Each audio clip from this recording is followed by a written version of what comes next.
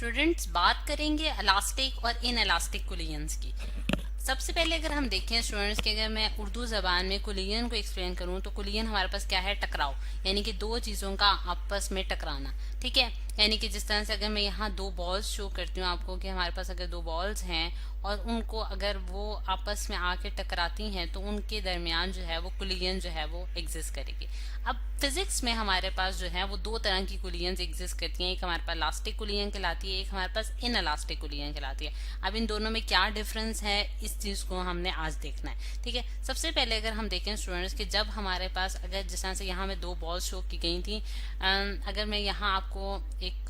जिस तरह से डिफरेंट कलर से बॉल शो कर देती हूँ, पर्पल कर लेते हैं और एक को हम ग्रीन कर देते हैं, चलें। ठीक है, ये इस तरह से होगी। अब अगर हम देखें स्टूडेंट्स कि यहाँ हमारे पास ये जो बॉल थी इसका मास m1 था, इसका मास m2 है और ये इनकी जो वेलोसिटीज हैं वो v1 और v2 से रिप्रेजेंट कर दी गई हैं। अगर आफ्टर कोलिजन अगर हम देखें स्टूडेंट्स तो हम ये देखते हैं कि हमारे पास ये जो इनके जो मैसेज हैं, यानी कि मतलब कि मैथ्स पे तो उसकी कोई फर्क नहीं पड़ेगा। ठीक है, वो तो वैसे ही रहेगा जैसा है। ठीक है, लेकिन उसमें जो चीज में चेंज आ रहा होगा वो उसकी क्या होगी, वेलोसिटीज में, यानी कि velocities of the two ball जो हैं वो चेंज होती हैं, यानी कि उनके जो वेलोसिटीज हैं अब जो उनके आफ्टर कोलिजन जो रिप्रेजेंट की गई हैं वो v1 प्राइम और v2 प्राइम से रिप्रेजेंट की गई हैं। ठीक है, हो सकता है कि वो उनकी डायरेक्शन जो है वो अगर वो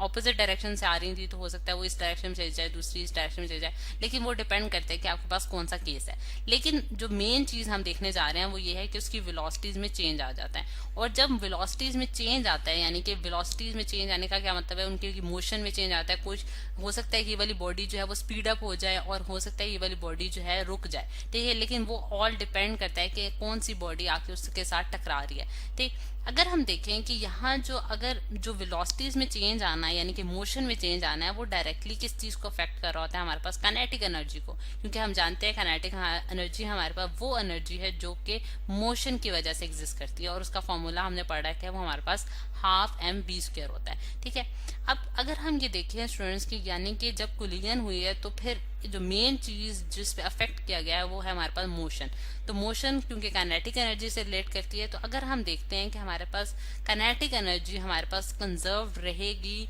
या नहीं रहेगी, वो हमें डिफाइन करेगा कि इलास्टिक और इन इलास्टिक कोलिजन को। अगर हम देखें कि हमारे पास काइनेटिक एनर्जी, यानी कि काइनेटिक एनर्जी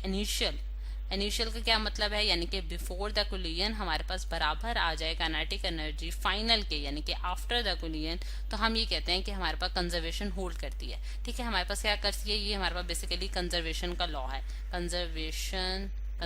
का लॉ है। ठीक है, law of conservation of energy है, काइनेटिक एनर्जी है। ठीक है, लेकिन अगर हमारे पास ये law of conservation of kinetic energy अगर होल्ड ना करें, यानी कि इनिशियल काइनेटिक एनर्जी बराबर ना आए फाइनल काइनेटिक एनर्जी के, तो हम ऐसे केसेस को क्या कहते हैं कि ये हमारे पास इन इलास्टिक कोलिजन हुई है। यानी कि अगर ऐसी कोलिजन हो जिसमें हमारे पास इनिशियल काइनेटिक एनर्जी जो है वो फाइनल काइनेटिक एनर्जी के बराबर ना आ सके, तो ऐसे केसेस को हम क्या कहते हैं स्टूडेंट्स, इन इलास्टिक कोलिजन। और अगर ये बराबर आ जाए तो हम कहते हैं इलास्टिक कोलिजन। अब इसकी एग्जांपल किस तरह से हम देखते हैं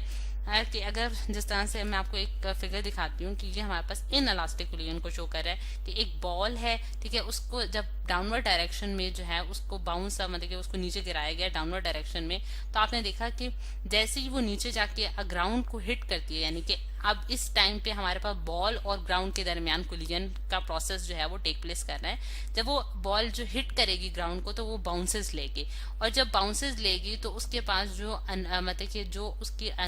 उसकी जो वेलोसिटी है उसमें आप देख सकते हैं कि कोलिजन्स के बाद क्या आ रही है, कमी आ रही है, जिससे हम ये कंक्लूड कर सकते हैं कि उसकी जो वेलोसिटी होगी, फाइनल वेलोसिटी, वो बराबर नहीं होगी इनिशियल वेलोसिटी के, यानी कि जिस वेलोसिटी से वो आके फ्लोर को उसने हिट किया था उस वेलोसिटी से वो ऊपर दोबारा बाउंस अप नहीं हुई, जिससे हमें पता चला कि उसकी initial kinetic energy final kinetic energy के बराबर नहीं है, क्योंकि kinetic energy directly related to क्या है, वेलोसिटी है। जब वेलोसिटी बराबर नहीं तो फिर इसका मतलब है कि काइनेटिक एनर्जी भी बराबर नहीं होगी। अब स्टूडेंट्स आपके दिमाग में ये सवाल आता होगा कि काइनेटिक एनर्जी को मतलब कि या फिर वेलोसिटी को जो है वो कौन सी ऐसी चीजें हैं जो अफेक्ट करती हैं ड्यूरिंग द कोलिजन। ठीक है, तो उसका सवाल उसका जो सवाल मतलब कि इस सवाल का जो जवाब है स्टूडेंट्स वो ये है कि हमारे पास फ्रिक्शनल फोर्सेस का जो कॉन्सेप्ट है वो एग्जिस्ट करता है, यानी कि फ्रिक्शन जो है वो दो चीजों के दरमियान जब दो चीजें आपस में टकराती हैं तो उनके दरमियान भी सरफेस फ्रिक्शन भी एग्जिस्ट करती है, उसके अलावा हमारे पास एयर फ्रिक्शन भी एग्जिस्ट करती है। तो फ्रिक्शन जो है वो बेसिकली क्या करती है, एनर्जी को लॉस कराती है, ठीक है, यानी कि मोशन को रोकती है, दो चीजों के मोशन को आपस में जो है वो रोकने की कोशिश करती है, ठीक। फिर उसके बाद हमारे पास एक आ जाती है साउंड एनर्जी, यानी कि साउंड एनर्जी जो है उसके जरिए भी जो है वो एनर्जी का लॉस होता है। अब जैसे ही कोई चीज आके टकराएगी तो एक आवाज प्रोड्यूस होगी, वो भी एक एनर्जी लॉस है, ठीक है, जिसकी वजह से हमारे पास इनिशियल और फाइनल जो है एनर्जी जो है वो कांस्टेंट नहीं रहती है। Energy more specifically kinetic energy की मैं बात कर रही हूँ, ठीक है। और उसके बाद जो है हमारे पास हीट एनर्जी की फॉर्म, हीट एनर्जी में भी हमारे पास जो है वो काइनेटिक एनर्जी का लॉस हो जाता है, ठीक है, जो कि उसकी मोशन को जो है वो रोकती है, ठीक है। अब अगर हम देखें तो ये फ्रिक्शन, साउंड एनर्जी और हीट एनर्जी जो है वो बेसिक लॉसेज हैं जिसकी वजह से हमारे पास काइनेटिक एनर्जी जो है वो कंजर्व नहीं रह सकती। लेकिन अगर हम एक ऐसा केस देखें जिसमें हमारे पास ये वाले जो तीन लॉसेस हैं उनमें नेग्लिजिबल हो, यानी कि हमारे पास एक ऐसा आइडियल केस हो कि जिसमें हमारे पास ये लॉसेस जो हैं उनकी अमाउंट बहुत बहुत कम हो जाए, तो ऐसे केसेस में हमारे पास काइनेटिक एनर्जी जो है वो क्या हो जाएगी, कंजर्व्ड हो जाएगी। काइनेटिक एनर्जी क्या हो जाएगी, कंजर्व्ड हो जाएगी। और फिर हम कहेंगे कि हमारे पास जो कोलिजन टेक प्लेस की है वो हमारे पास क्या है, वो हमारे पास एक इलास्टिक कोलिजन है, ठीक है, वो हमारे पास एक इलास्टिक कोलिजन होगी जब हमारे पास काइनेटिक एनर्जी जो है वो कंजर्व्ड हो जाएगी। अच्छा, अब इलास्टिक कोलिजन को स्टूडेंट्स हम जो है वो किस तरह से अगर हम एक्सप्लेन करना चाहते हैं तो हम किस तरह से एक्सप्लेन कर सकते हैं। जिस तरह से यहाँ मैंने आपको जो ये बॉल की एग्जांपल दी है उसमें मैंने आपको जो है वो एक मतलब कि एक इनएलास्टिक कोलिजन दिखाई है। बिल्कुल इसी तरह मैं आपको एक बॉल के जरिए ही इलास्टिक कोलिजन जो है वो दिखाती हूँ। जैसे यहाँ एक फिगर आ गई है स्टूडेंट्स, और अब मैं इसमें दो कलर्स के जरिए जो है वो आपको दोनों जो है वो शो करूंगे। अगर आप डॉटेड लाइंस पे गौर करते जाएं स्टूडेंट्स तो हम ये देखते हैं कि एक बॉल जो कि ग्राउंड पे आके हिट किया, जिस तरह से ये उसकी इनिशियल पोजीशन थी, जब उसने ग्राउंड को आके हिट किया तो आपको दो तरह की डॉटेड लाइन शो की जा रही हैं। अब पहले अगर पर्पल लाइन के पे गौर करते हैं, पर्पल लाइंस पे आप गौर करते जाइएगा तो आप देख सकते हैं कि हमारे पास जो है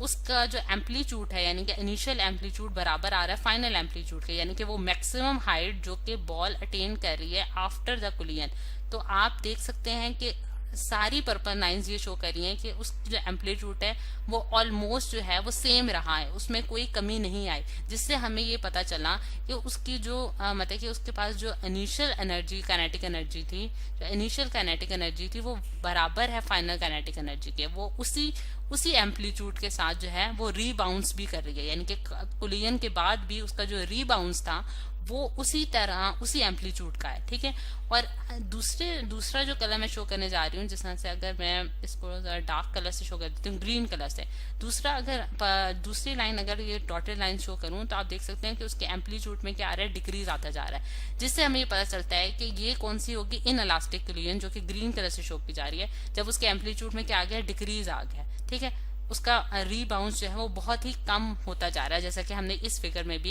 ये चीज देखी थी, ठीक। तो ये जो केसेस हैं, यानी कि इलास्टिक कोलिजन के केसेस भी हमारी मतलब कि लाइफ में एग्जिस्ट करते हैं। जिस तरह से अगर कोई मार्बल बॉल जो है, मार्बल की अगर कोई बॉल हो, ठीक है, और वो ग्राउंड को हिट करे, ठीक है, तो उस केस में हमारे पास क्या होगा कि क्योंकि वो जो है वो उसी एम्पलीट्यूड के साथ जो है रीबाउंस कर सकती है, मतलब उसमें उसकी जो रीबाउंसिंग है वो मतलब कि